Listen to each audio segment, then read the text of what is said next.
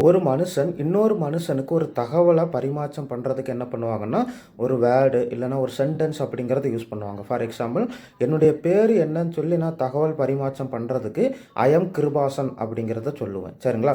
இதில் ஐ, AM, கிருபாசன். So இந்த 3 வேர்டும் சேர்ந்து ஒரு சென்டென்ஸாக ஃபார்ம் பண்ணி ஆப்போசிட்டில் இருக்கக்கூடிய ஹியூமன் அப்படிங்கிறவங்க அண்டர்ஸ்டாண்ட் பண்ணிப்பாங்க. ஏஐ டூல்ஸ் எடுத்துக்கிட்டிங்கன்னா இந்த சென்டென்ஸை அப்படியே அண்டர்ஸ்டாண்ட் பண்ணிக்க முடியாது. சரிங்களா?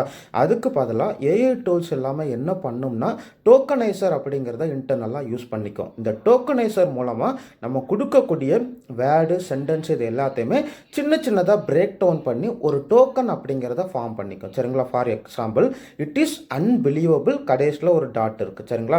இந்த சென்டென்ஸாக பார்த்தீங்கன்னா 3 வேர்டு இருக்குது, ஒரு ஸ்பெஷல் கேரக்டர் இருக்குது, இது ஒரு சென்டென்ஸாக ஃபார்ம் பண்ணியிருக்கு. பட் ஏஐ டூல்ஸ் என்ன பண்ணும்னா, இட் இஸ் அன்பிலீவபிள், கடைசியில் இருக்கக்கூடிய டாட், இது எல்லாத்தையுமே சேர்த்து 5 டோக்கனாக ஃபார்ம் பண்ணிக்கும். சரிங்களா?